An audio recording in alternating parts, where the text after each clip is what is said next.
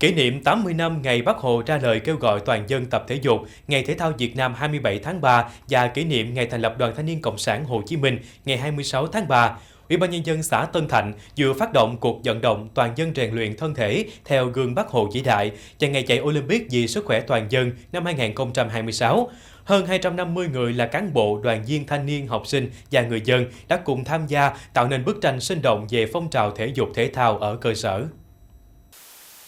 Tại lễ phát động, toàn thể đại biểu và nhân dân đã tham gia chạy đồng hành cự ly 1 km trên tuyến đường cụm dân cư. Dù quãng đường không dài nhưng đủ để kết nối mọi người, tạo nên không khí vui tươi, hào hứng và đầy năng lượng.